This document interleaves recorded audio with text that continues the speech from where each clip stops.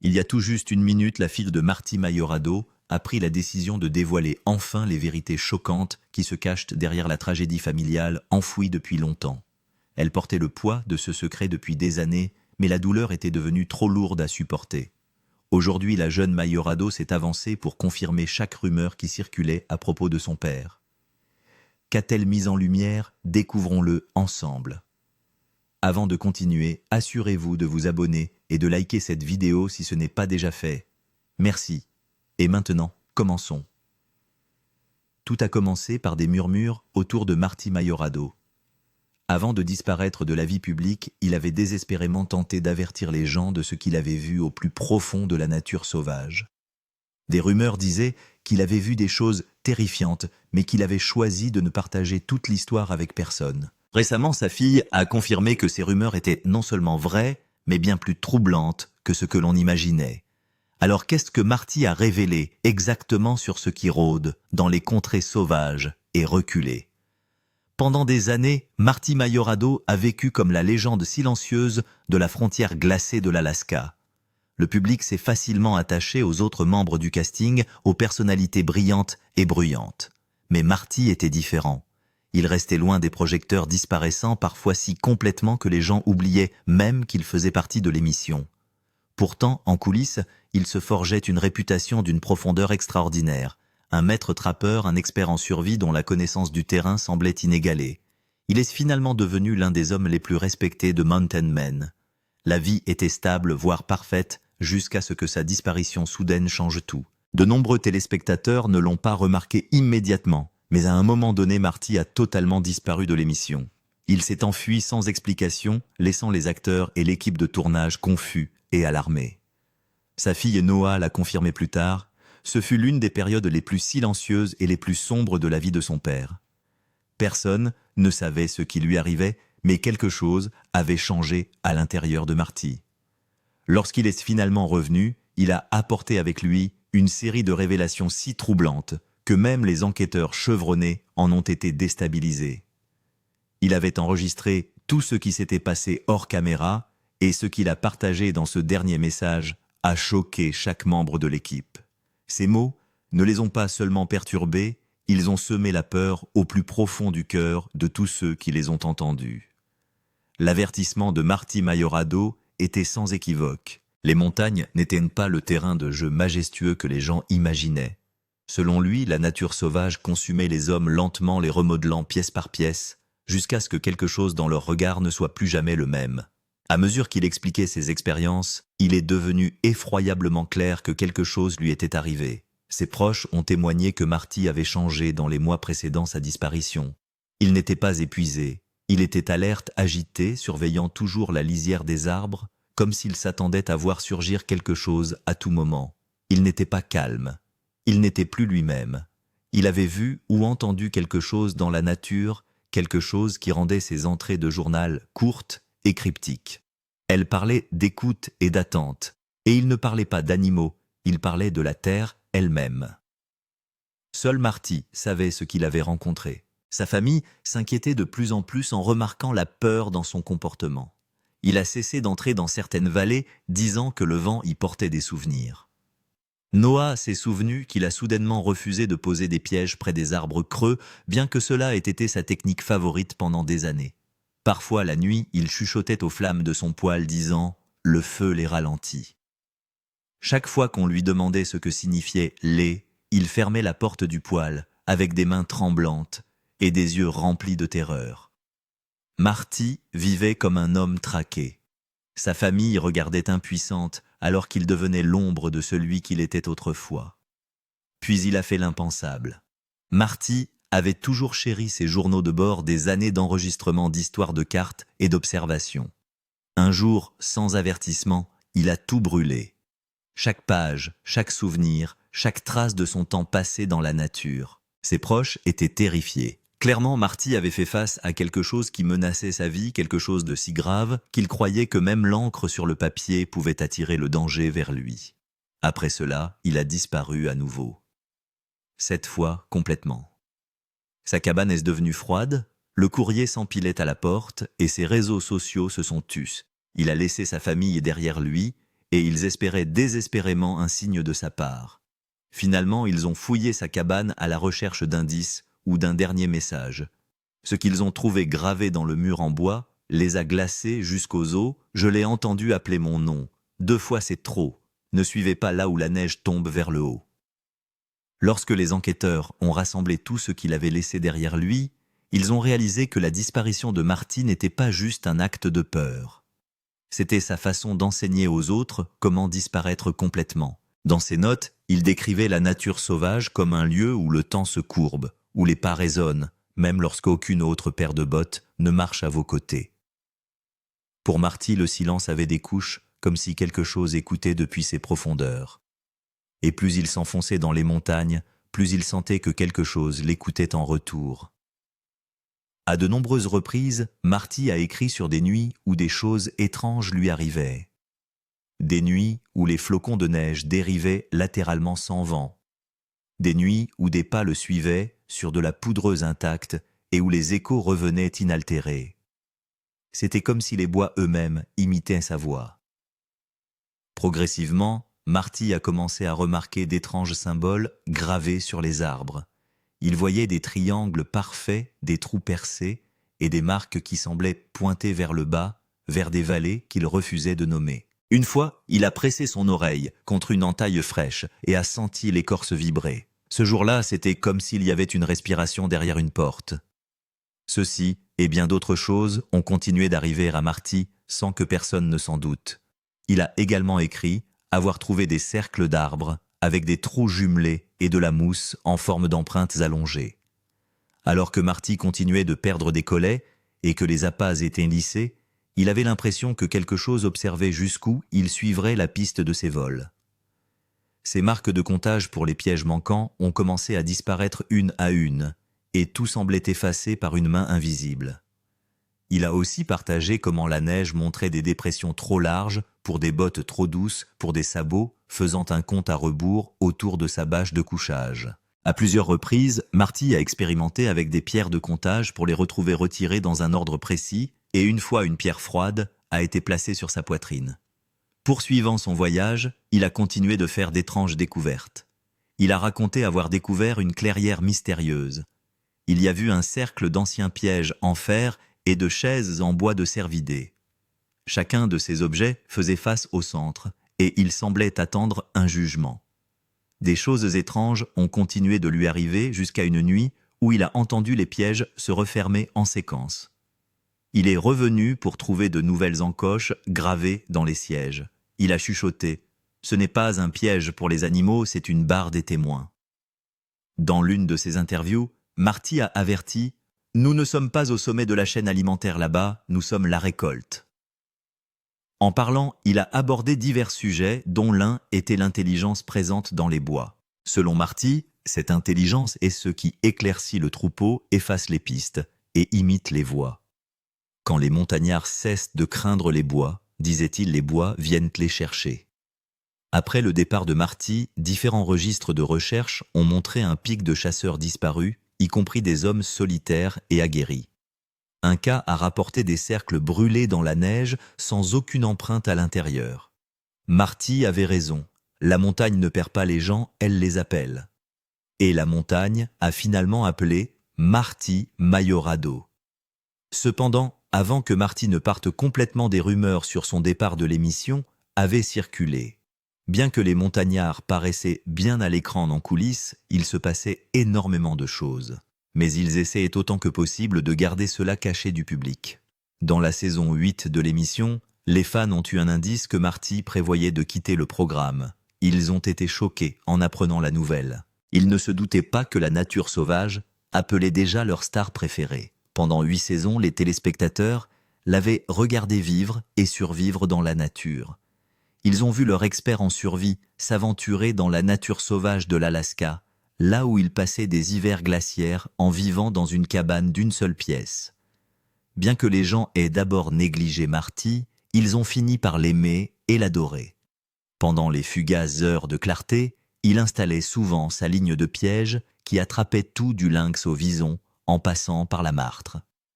Ce qui a surpris tout le monde concernant le départ de Marty, c'est qu'il n'avait jamais montré de signe de départ au début. Il faisait partie de la série, tout comme les autres hommes qui partageaient leurs compétences en plein air avec les téléspectateurs. Dans une saison précédente de Mountain Men, il avait partagé « C'est mon église, c'est ici que je me sens le plus moi-même ». C'était le slogan de Marty, avant qu'il ne décide de quitter l'émission.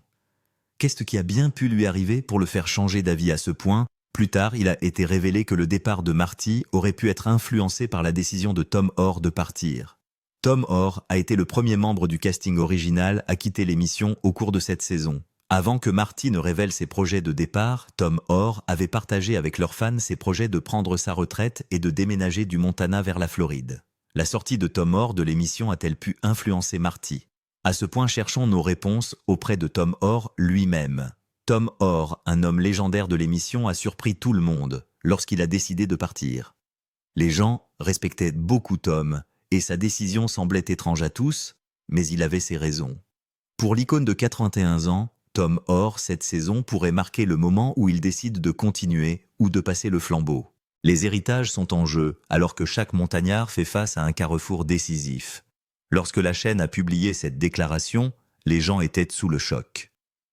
Tom Orr était dans la série de télé-réalité depuis sa première en 2012. Il était un élément essentiel de l'émission et cela donnait l'impression qu'il ne partirait jamais. L'émission explore la vie de personnes qui ont troqué le confort du monde moderne pour construire une vie hors réseau. Regarder Tom Orr et les autres vivre cette vie innocemment a fait que les gens les aimaient encore plus. Mais tout cela allait bientôt prendre fin lorsque Tom Orr a laissé entendre son départ en déclarant « C'est dur d'arrêter quoi que ce soit que l'on aime vraiment faire ». Bien que la raison exacte de son départ n'ait pas été partagée, sa sortie a laissé place au nouveau casting de survivalistes de l'émission qui feraient leur début au cours de cette saison. Les nouveaux venus, Chance et Soraya Painter, tous deux âgés de seulement 28 ans et élevant 2 jeunes enfants, commencent à se tailler un domaine dans la brousse reculée de l'Alaska. La description de la saison indique alors qu'ils font face à un terrain imprévisible et à une survie quotidienne des légendes chevronnées comme Marty Mayorado et Mike Horstman, poursuivent leur lutte inlassable contre les éléments refusant de lâcher l'indépendance sauvage qu'ils ont passé une vie à construire. Selon le communiqué de presse, la première de la saison verra Marty guider sa fille Noah lors de son premier atterrissage en avion de brousse dans un camp de caribous isolé. De plus, Mike transporte une passerelle de 50 pieds à travers terre et mer jusqu'à sa propriété de Kodiak. Brett Bone et Ivy O'Gwyn repoussent un ours brun affamé qui pille leurs filets à saumon. Lauro et Neil utilisent une technique ancestrale pour chasser l'orignal en bateau sur une rivière isolée. Chance et Soraya isolent leur cabane en rondins avec de la terre et de la mousse provenant de la forêt environnante. Les problèmes ont commencé lorsque des rumeurs silencieuses ont commencé à se répandre sur Marty Mayorado et Tom Orr. Certains prétendaient que la disparition de Tom mettrait Marty sous les feux de la rampe. Il se sentait comme un outsider qui pouvait maintenant prendre la première place parce que son maître n'était plus là. Avec tout ce qui se passait, Marty a rapidement commencé à avoir de nombreux problèmes avec l'émission, mais il ne l'a pas rendu évident. À mesure que ces rumeurs se propageaient, Marty est devenu mal à l'aise. Peu de temps après la disparition de Tom Orr, il a également annoncé sa propre disparition. Dans l'émission, Marty a expliqué qu'il ne voulait plus que les caméras le suivent dans la brousse. Il était fatigué de la célébrité et voulait avoir des moments privés avec sa fille de 13 ans, Noah, qui l'aiderait sur la ligne de trappe cet hiver-là. « J'y ai beaucoup réfléchi et c'est la décision que j'ai prise », a-t-il partagé. « Ce sera le mieux pour elle pour le temps en famille et tout ça. » Marty a poursuivi. « J'ai fait ça toute ma vie et depuis 8 ans, j'ai une caméra sur moi tout le temps. Je suis content que nous ayons pu raconter une histoire et j'espère que cela a aidé les gens à comprendre ce que c'est vraiment ici. » Il a ajouté « En fin de compte, je suis juste un trappeur. Si vous êtes sur votre lit de mort, vous n'allez pas penser à combien d'argent vous avez gagné ou à un travail que vous avez eu. Vous allez penser à ce que vous avez fait de votre vie. »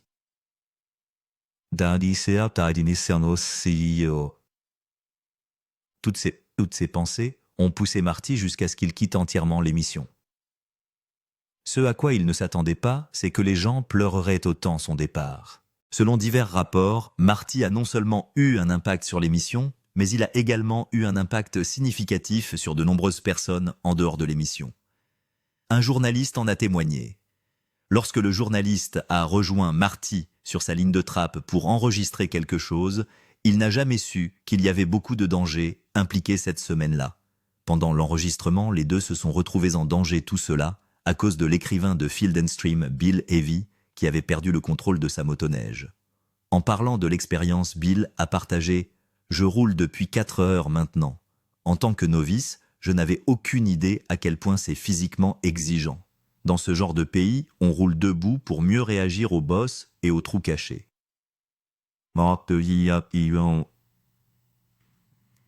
Il s'est perdu dans le processus. Cependant, il a réussi à faire un feu. C'est ce feu qui a aidé Marty à le localiser dans la vaste étendue blanche. Cette expérience a fait croire à Bill que n'importe qui ne peut pas conquérir la nature sauvage de l'Alaska. Il savait que c'était dangereux là-bas. De plus, durant le processus, la femme de Marty Dominic a joué un rôle dans la survie de Bill. « Ne quittez jamais la cabane sans un briquet et du papier dans votre poche. Vous avez compris ?» a-t-elle dit au journaliste avant qu'il ne monte dans l'avion de Marty. Sa pensée innovante a aidé Bill à survivre. Beaucoup d'autres ont partagé comment Marty les a aidés et soutenus. Il était la personne qui aidait tous ceux qui croisaient son chemin et les soutenait. Sa fille Noah a également révélé que malgré le retrait de Marty, tout le monde savait qu'il avait un côté doux et tendre. Mais la vie avait d'autres plans pour lui. Non seulement Marty a souffert aux mains du destin, mais d'autres membres du casting de l'émission ont aussi eu leurs cicatrices. Explorons certaines d'entre elles. Preston Roberts était un ami proche de Marty Mayerotto. Ils partageaient des choses et ont passé de nombreux moments agréables ensemble. Mais la tragédie a frappé lorsque Preston est mort. Cela a secoué tout le monde, en particulier Eustace Conway et Marty, qui étaient très proches de lui. Après sa mort, Eustace a posté sur sa page Facebook qu'en raison de complications dues à une tumeur inopérable au foie, Preston Roberts est décédé. Personne ne savait que Preston luttait contre une maladie. Il avait l'air vivant devant la caméra, souriait beaucoup, mais il souffrait. Eustace a été blessé et anéanti après avoir appris sa mort. Ce n'était pas juste un ami, il a été son bras droit pendant plusieurs années, et ils ont travaillé ensemble sur Turtle Island. Ensemble, ils avaient construit la réserve sur un site de 1000 acres, et c'était un camp d'éducation en plein air dynamique depuis environ 30 ans. Progressivement, l'amitié s'est étendue à Marty. La douleur était insupportable pour eux deux. Sur sa page, Eustace a écrit « S'il vous plaît, soyez sensibles à ce fait pendant que nous traversons tous cette transition douloureuse. » À la suite de cette tragédie inattendue, des centaines de personnes endeuillées de sa famille de Turtle Island se réuniront bientôt pour célébrer l'héritage d'une vie perdue trop tôt. La perte et la tristesse que nous ressentons sont indescriptibles. Perdre un ami et un collègue a ramené Marty à la réalité que la vie est éphémère et qu'ils ont tous un temps limité sur Terre. La mort de son ami a encore renforcé sa résolution de partir définitivement. Pendant qu'il envisageait encore cela, Eustace a eu de gros ennuis avec les autorités et a dû se battre contre la loi. Voyons comment tout cela s'est passé. C'est arrivé un après-midi. Alors qu'Eustace Conway se détendait et profitait du confort de sa maison, il a été arrêté. Personne ne l'a vu venir. Il a été arrêté après avoir reçu un mandat pour intrusion au second degré sur le terrain d'une voisine dans la communauté de Watauga County. La nouvelle de l'arrestation d'Eustace a surpris tout le monde. Marty a été choqué jusqu'à la moelle. Il pleurait encore la perte d'un ami quand c'est arrivé. Selon les documents judiciaires, Margaret A. Palms, qui réside au 2473 Little Laurel Road, est celle qui a signalé l'infraction au bureau du shérif du comté de Watauga. Ils étaient des amis proches. Cependant, quelques années plus tard, ils sont devenus ennemis pour des raisons inconnues de tous. Après l'émission du mandat, l'adjoint du shérif du comté de Watauga, S. Morrison, a signifié le mandat à Conway, qui a ensuite été amené devant les magistrats de Watauga. Selon les documents du tribunal, Eustace est entré illégalement et volontairement dans les locaux de Palms après avoir été averti de ne pas entrer ou rester sur sa propriété. Margaret s'est assurée de dire au tribunal que ce n'était pas la première fois qu'Eustace s'introduisait chez elle. Il est allé attacher notre portail pour que nous ne puissions pas sortir et il a mis des affiches partout sur nos portails-boîtes aux lettres et clôtures. Puis, il a mis de grandes barrières en bois pour que nous ne puissions pas sortir. Il a juste un peu pété les plombs. Au tribunal, elle a partagé comment l'intrusion d'Eustace rendait difficile pour elle de quitter sa propriété en voiture. Avec sa réserve de Turtle Island, il n'y avait qu'un seul chemin pour lui de sortir. Et c'était sur un site de vie primitive et un camp éducatif de 1000 acres qui existait depuis 26 ans et avait récemment fermé au public. Tous ces facteurs ont contribué à la guerre entre les deux. Étant avocate et agente immobilier à Boone Palms, n'était pas prête à perdre ce qui lui appartenait. Elle s'est assurée de prendre position et de se battre pour sa limite de propriété. Il vient s'introduire de temps en temps et nous lui avons demandé de ne pas le faire. Il nous menace, a déclaré Palms. Je veux juste qu'il reste loin de notre propriété. Après de nombreux allers et retours, les gens voulaient entendre Eustace, mais il a refusé de faire toute déclaration officielle. Il a affirmé que son avocat lui avait conseillé de ne faire aucun commentaire à la presse concernant l'accusation d'intrusion. Plus tard, ils ont conclu l'affaire avec le juge ordonnant à Eustace de fournir une promesse écrite de comparaître au tribunal à une date spécifiée. Le document de sa libération au palais de justice indiquait ne menacer ni n'intimider Margaret. C'était assez UJDCC. Pensez-vous qu'Eustace obéira à cette instruction? Faites-nous part de vos pensées dans la section commentaires. Malheureusement pour Eustace, cette affaire l'a exposé à d'autres problèmes juridiques.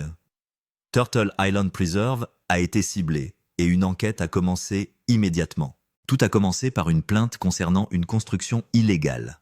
Lorsque les fonctionnaires du département de la planification et de l'inspection du comté de Watauga ont reçu la plainte, ils ont agi rapidement.